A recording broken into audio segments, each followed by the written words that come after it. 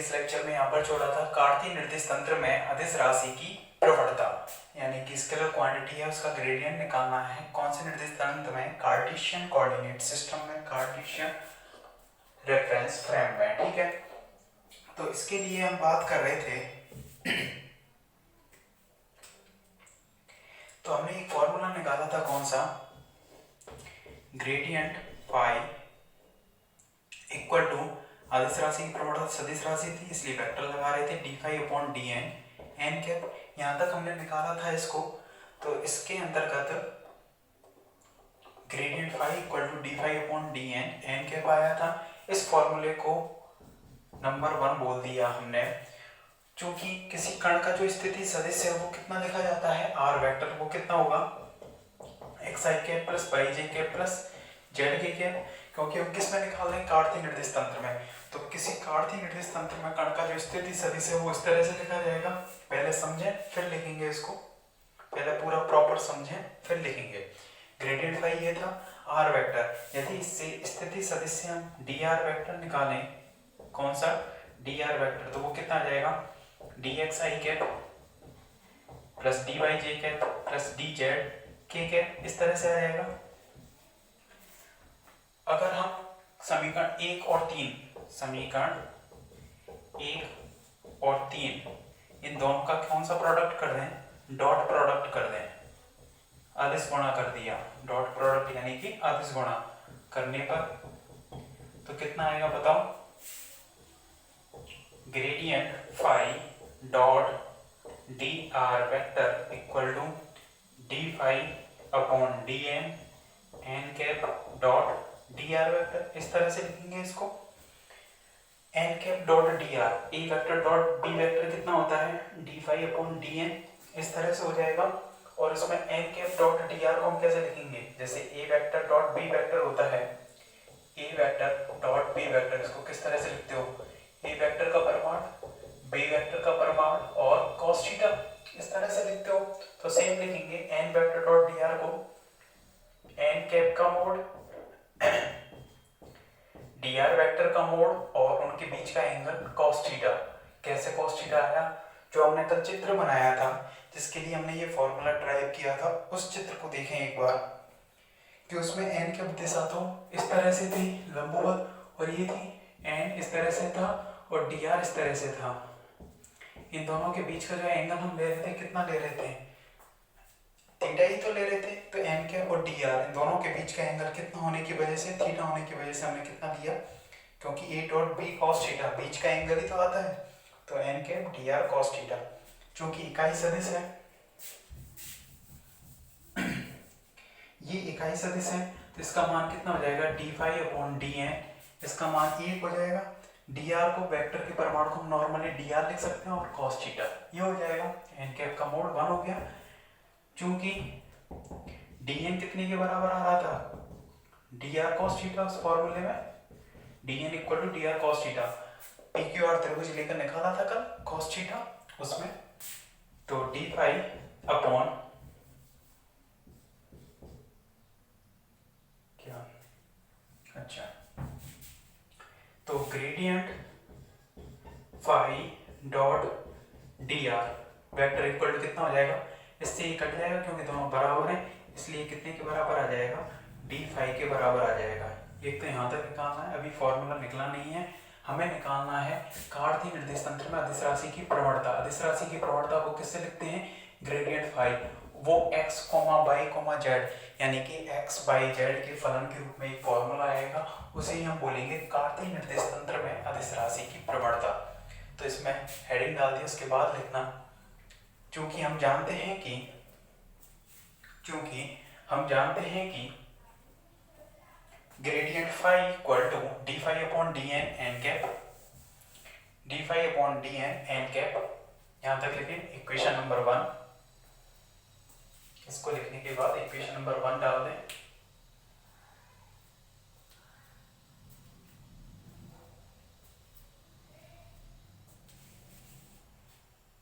D phi upon D N N cap,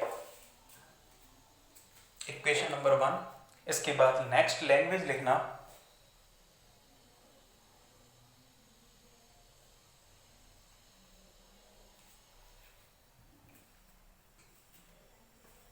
कार्तीय निर्देश तंत्र में किसी कण का स्थिति सदिश निम्न प्रकार से लिखा जाता है। कार्तीय निर्देश तंत्र में यहाँ पर लैंग्वेज लिखनी है। कार्तीय निर्देश तंत्र में किसी कण का स्थिति सदिश निम्न प्रकार से लिखा जाता है। आर वेक्टर वाले समीकरण नंबर 2 को लिखें।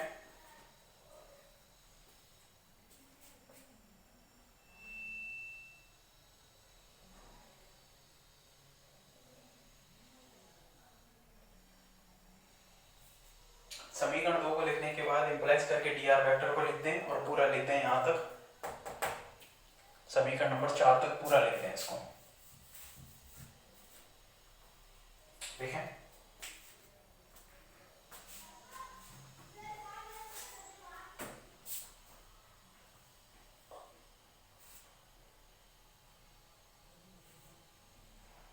इक्वेशन नंबर 4 तक पूरा उतार लें उसको।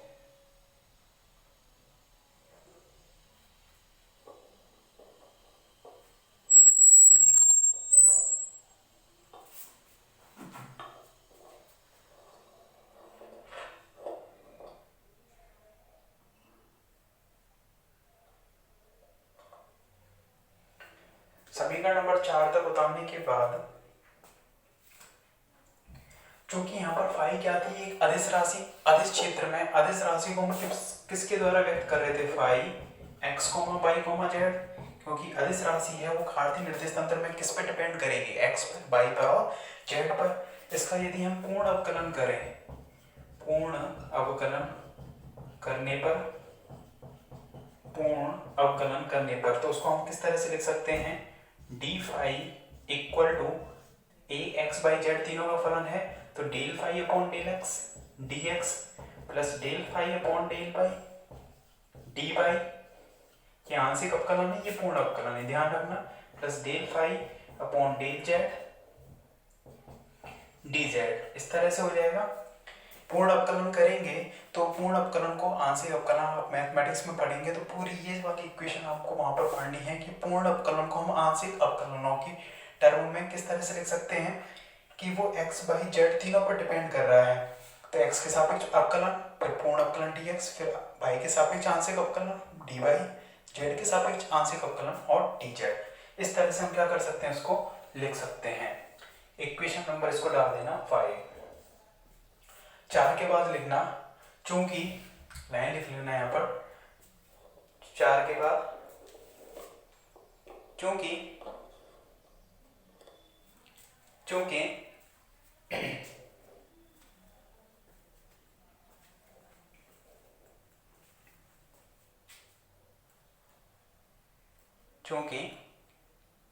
अदिश क्षेत्र में अदिश राशि को निम्न प्रकार से व्यक्त किया जाता है, phi equal to phi x comma y comma z, और उसका पूर्ण अवकलन करके इक्वेशन नंबर 5 तक लिख लें उसको।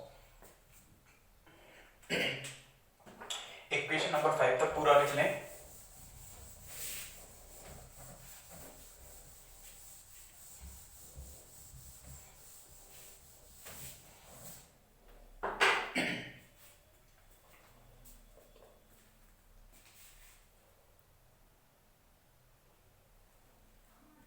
इक्वेशन नंबर 5 तक पूरा लिख लें। अब देखिए यहां पर अगर हम d5 की वैल्यू पुट करें तो वो dr की फॉर्म में अगर बन जाए ग्रेड कुछ टर्म डॉट dr वेक्टर के रूप में, तो दोनों तरफ dr वेक्टर के गुणांक की हम तुलना कर लेंगे इधर ग्रेडियंट फाई, तो उससे फॉर्मूला निकल कर आ जाएगा हमारे पास ग्रेडियंट फाई। तो इसको हम dr वेक्टर के रूप में लिखने की कोशिश करेंगे। तो क्या हम इसको इस तरह से नहीं लिख सकते, इधर देखें पहले कि d5 इक्वल टू, इस तरह से लिख देते हैं हम, del phi upon del x j cap del phi upon del y plus k cap del phi upon del z, इस तरह से लिख दिया और डॉट कर दिया डी एक्स आई कैप प्लस डी वाई जे cap plus d z k cap. अरे लिख सकते हैं या नहीं लिख सकते, क्यों, आई कैप का आई कैप के साथ करेंगे डॉट प्रोडक्ट तो 1 हो जाएगा, तो del phi upon del x d x आ जाएगा, और के साथ 0 हो जाएगा, आई का जी के साथ आई का की के साथ, क्योंकि लंबवत है तो cos 90 कितना हो जाएगा 0, आई का इसी तरह से जे का करेंगे, जे का इसके साथ होगा तो del phi upon del y d y ये वाली टर्म आ जाएगी, इसी तरह से इस वाली टर्म का इसके साथ ही होगा, के कैप का के कैप के साथ कौन सा प्रोडक्ट, डॉट प्रोडक्ट, तो del phi upon del z d z आ जाएगा। मतलब इस वाली टर्म को ही हमने कैसे लिख दिया, इसके रूप में लिख दिया।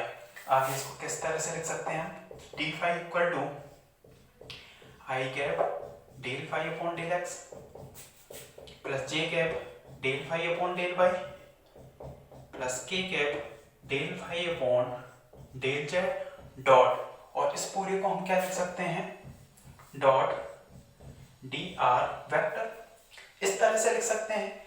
और इसको इक्वेशन डाल देना, कौन सी, नंबर 6, इक्वेशन नंबर 6, क्योंकि डी फाई की वैल्यू पर्टिकुलर हमारे पास कौन सी आ गई, 6, और 6 से हम इक्वेशन समीकरण 6 से मान किस में रखेंगे, 4 में पुट करेंगे, लैंग्वेज लिख देना पूरी इसमें। तो gradient phi dot D R vector कितने के बराबर आ जाएगा, इस वाली पूरी क्वांटिटी को यहाँ उतार देंगे और दोनों तरफ डी आर वेक्टर का हम कंपेयर करेंगे। समीकरण 6 से वैल्यू इसको यहाँ रख दिया, इस वाली को यहाँ, तो यहाँ पर इम्प्लाइज करके हम लिख सकते हैं दोनों तरफ डी आर से डी आर हट जाएगा, तो gradient phi d are vector में जो डॉट प्रोडक्ट हो रहा है दोनों तरफ कंपेयर करेंगे, डी आर से डी आर ही हट जाएगा, तो ग्रेडियंट फाई का जो फॉर्मूला आया कितना आ जाएगा, ये आ जाएगा।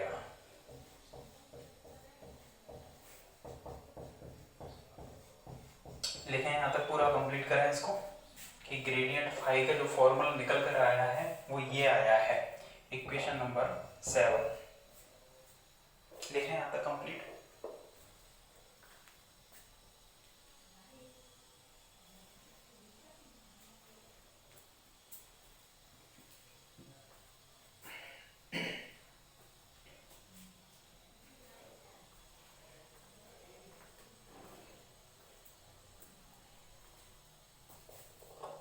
समीकरण 7 तक उसको कंप्लीट करें।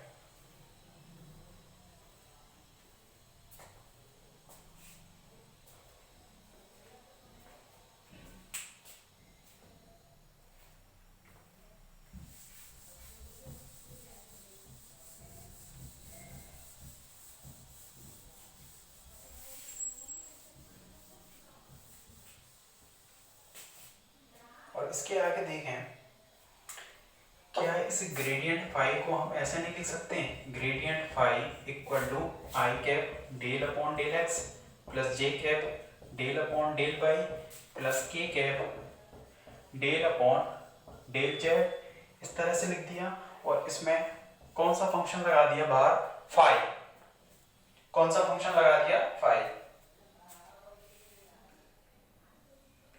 इस तरह से हमने इसको कॉमन लेकर लिख दिया।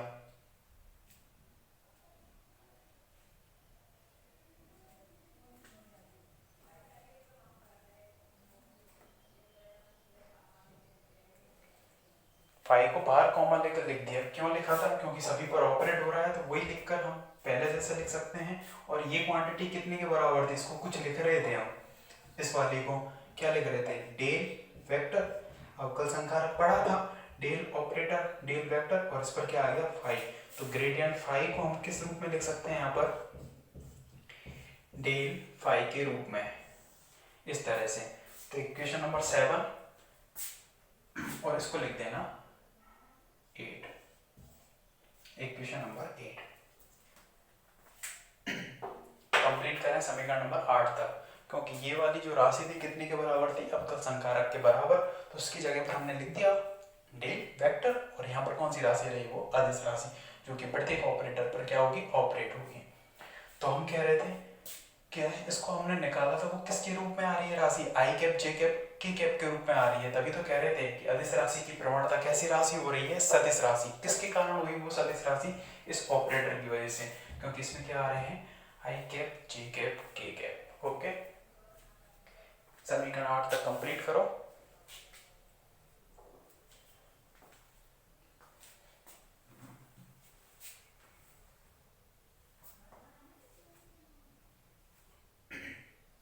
और समीकरण 8 तक कंप्लीट करने के बाद एक लाइन लिखें कि समीकरण 7 अथवा 8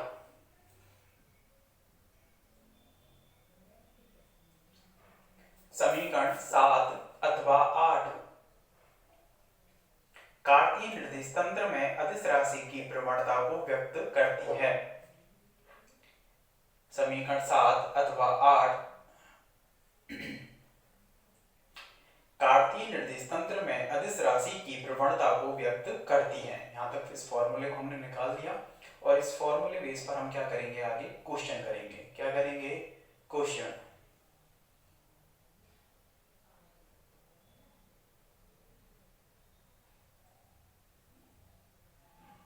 समीकरण 7 अथवा 8 कार्तीय निर्देश तंत्र में, कार्तीय क्यों है, क्योंकि यहाँ पर x, y, z के फलन के रूप में आ रहे हैं, del upon del x, del upon del y, del upon del z। कार्तीय निर्देश तंत्र में अदिश राशि की प्रवणता को व्यक्त करती है।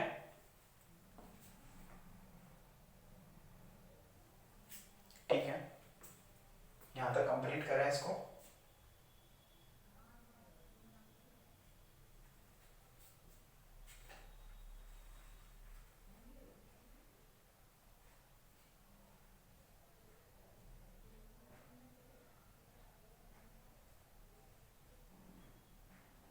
अब यहाँ पर क्वेश्चन किस तरीके से आएगा, तो नेक्स्ट इसको कंप्लीट करने के बाद हमने पूरा कर लिया है, ग्रेडियंट के बारे में पढ़ लिया है कि ग्रेडियंट हमेशा अदिश राशियों का लिया जाता है और अदिश राशि का लेने के बाद जो राशि हमें प्राप्त हो रही है वो कैसी प्राप्त होगी, सदिश राशि प्राप्त होगी। और उसमें यूज क्या करना है हमें, आंशिक अवकलन। आंशिक अवकलन होता क्या है, यदि x के सापेक्ष कर रहे हैं तो y और z को हम कांस्टेंट मानेंगे, जबकि नॉर्मल जो अवकलन करते हैं उसमें ऐसा नहीं होता है। ठीक है, तो लिखें क्वेश्चन इसके बाद, यदि अदिश फलन, क्वेश्चन लिखें, यदि अदिश फलन फाई इक्वल टू, यदि अदिश फलन फाई जो कि फलन है x, y, z का equal to x square plus y square plus z square, ये दिया हुआ है। यदि अदिश फलन phi equal to x square plus y square plus z square है तो ग्रेडियंट फाई ज्ञात कीजिए।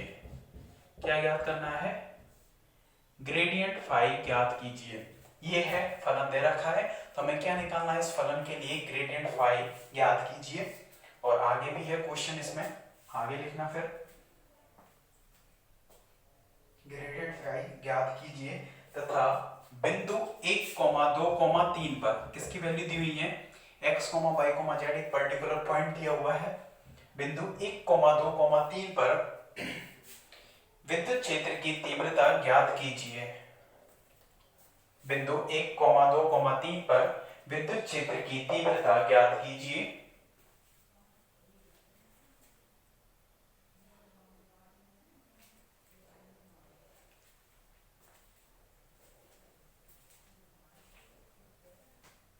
बिंदु 1, 2, 3 पर विद्युत क्षेत्र की तीव्रता ज्ञात कीजिए, जहां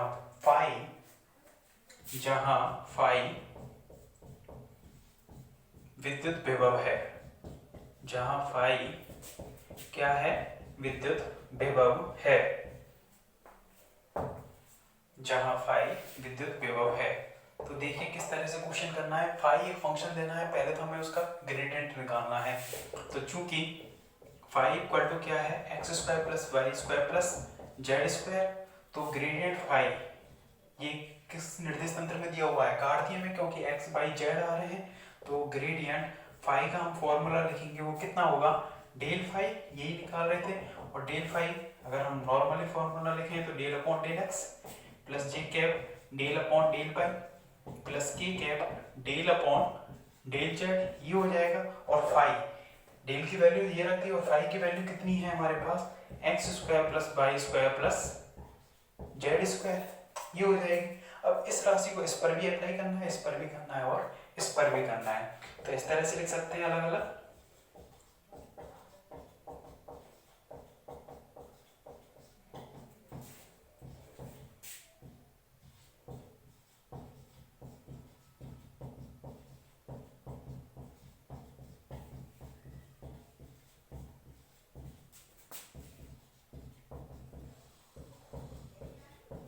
इस तरह से हमने अलग अलग क्वांटिटी को लिख लिया।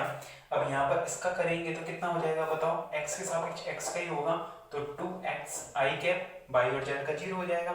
इसी तरह से j कैप है तो यहाँ पर इसका 0 हो जाएगा, इसका करेंगे तो 2 बाई अवकलन हो जाएगा 2 बाई j कैप। इसी तरह से 2z k कैप, ये क्या आ जाएगा ग्रेडियंट फाई, या नॉर्मली हम लिखे हैं तो डेल फाई, ये आ जाएगा डेल फाई निकाला है हमने।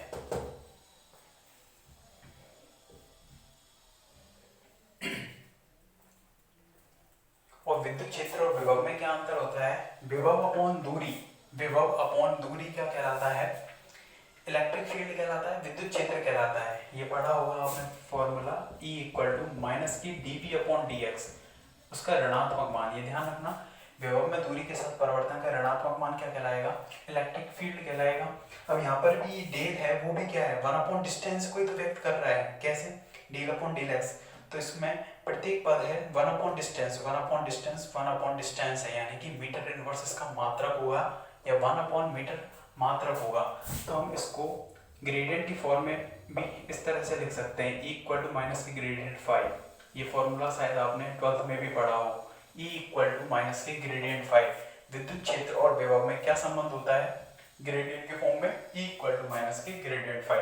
चूंकि हमें निकालना है, क्वेश्चन आगे कह रहा है कि 1, 2, 3 पर हमें क्या निकालना है, विद्युत क्षेत्र निकालना है।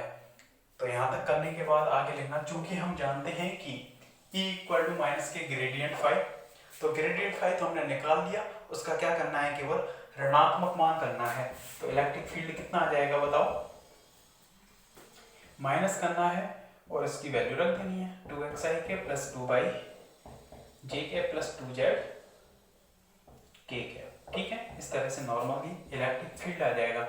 लेकिन पॉइंट हमें कौन से पे निकालना है, वो पॉइंट दिया हुआ है, मतलब x और y और z की वैल्यू दी हुई है 1, 2, 3, तो उस पॉइंट को हम क्या करेंगे, इसमें पुट कर देंगे 1, 2, 3, इस पर वैल्यू कितनी हो जाएगी -1 रखेंगे इसमें, तो 2i कैप प्लस 2 यानी कि 4j कैप और 3 यानी कि 6k कैप, ये आ जाएगी।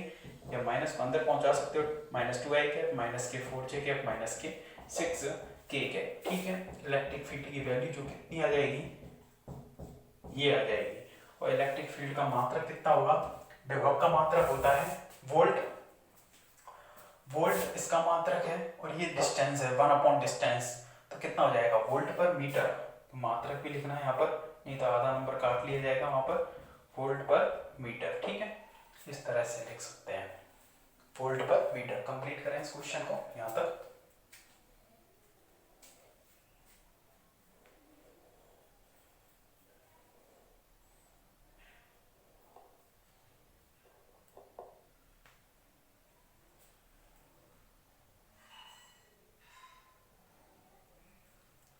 यहाँ तक इसको पूरा करें, उसके बाद हम लिखेंगे नेक्स्ट क्वेश्चन।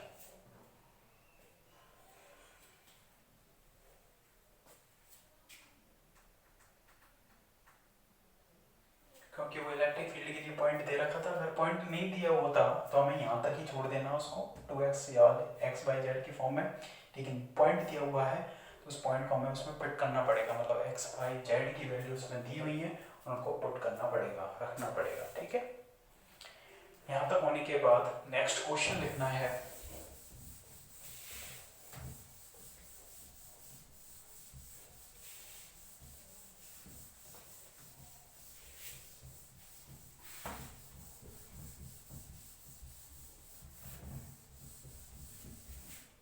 नेक्स्ट क्वेश्चन लिखें, एक ताप के लिए, ताप टेम्परेचर, एक ताप के लिए निम्न समीकरण दी जाती है, टेम्परेचर के लिए निम्न समीकरण दी जा रही है, T equal to 4x² plus 3y² 4x² plus 3y² minus के 2z², माइनस के 2z², ये समीकरण दी जा रही है टेम्परेचर, मतलब टेम्परेचर की वैल्यू वो किस पर डिपेंड कर रही है, x बाई जेड। अच्छा ये बताओ कि ये टेम्परेचर अदिश क्षेत्र में होगा या सदिश क्षेत्र में होगा, कैसी क्वांटिटी है ये, टेम्परेचर एक अदिश राशि है, इसकी डायरेक्शन नहीं है, ठीक है, तो डायरेक्शन ना होने की वजह से अदिश भौतिक क्षेत्र में, जो कि किस पर भी डिपेंड कर रहा है, x, y, z, यानी कि प्रेक्षण बिंदु पर डिपेंड कर रहा है। मतलब एक्स वाई जेड की वैल्यू अगर चेंज होगी तो टेम्परेचर का मान भी चेंज होगा। तो उस टेम्परेचर में दूरी के साथ परिवर्तन हमें ज्ञात करना है। तो लिखना आगे, तब ताप में दूरी के साथ परिवर्तन ज्ञात कीजिए। ताप में दूरी के साथ परिवर्तन ज्ञात कीजिए।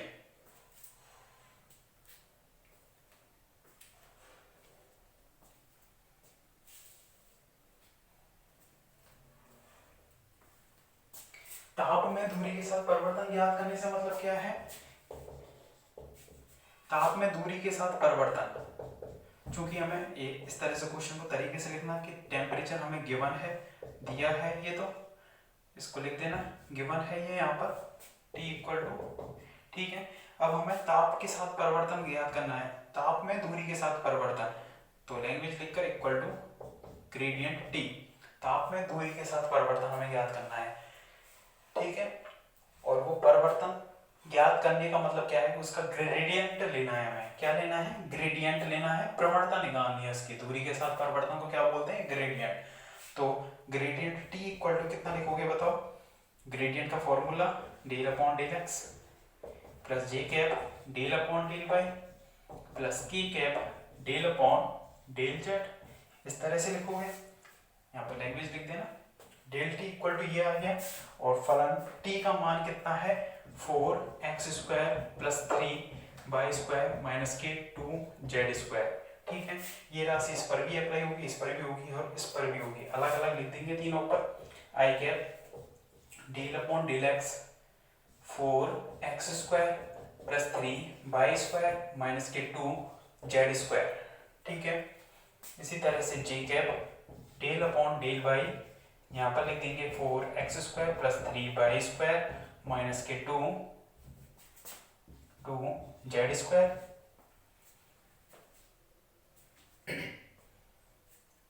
और के कैप के भी लिए लिख देंगे 4x² प्लस 3y² और माइनस के 2z²। इस तरह से अलग अलग फलन पर हमने लिख दिया। यहाँ डेल अपॉन डेल जेड और आएगा डेल बाई डेल जेड। अब x के सापेक्ष करेंगे तो पाई और जेड वाली टर्म को हमें पूरा, ये कांस्टेंट है, ये कांस्टेंट है, इनका तो जीरो हो जाएगा। तो आई कैप कितना बचेगा? 4 और 2x यानी कि 8x, ठीक है। इसका जीरो हो जाएगा, इसका जीरो हो जाएगा। अगले का करेंगे जे कैप, कितना हो जाएगा बताओ? इसका जीरो हो जाएगा, इसका भी जीरो हो जाएगा, इसका बचेगा। तो 3 दूनी 6, 3 दूनी 6, तो 6 22 हो जाएगा। और यहाँ पर के कैप कितना हो जाएगा? जेड के सापेक्ष इसका जीरो हो जाएगा, इसका जीरो, आंशिक अवकलन में ध्यान रखना। तो माइनस के 4z, माइनस के 4z, 2 को बाहर निकालेंगे और z का 2z, तो 4z, ठीक है। इस तरह से ये वैल्यू यहाँ पर आ जाएगी। लिखें यहाँ तक।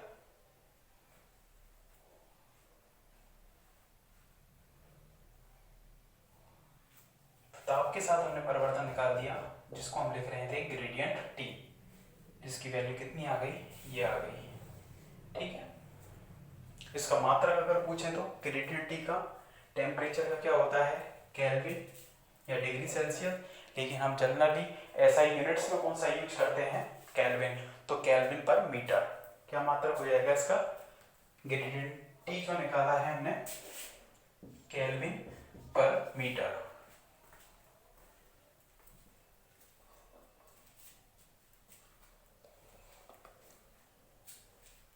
यहाँ तक पूरा कंप्लीट करें इसको।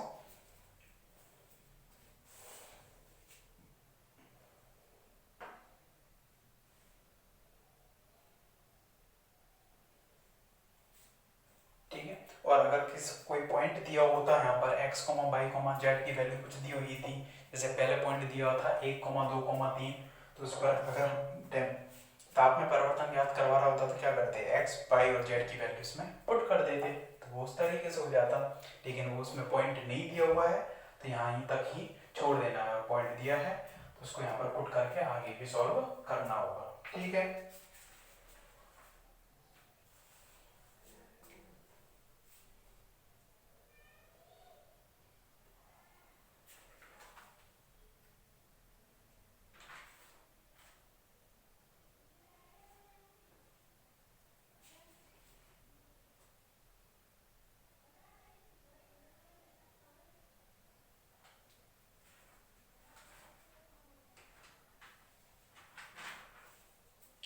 कंप्लीट करने के बाद नेक्स्ट पढ़ेंगे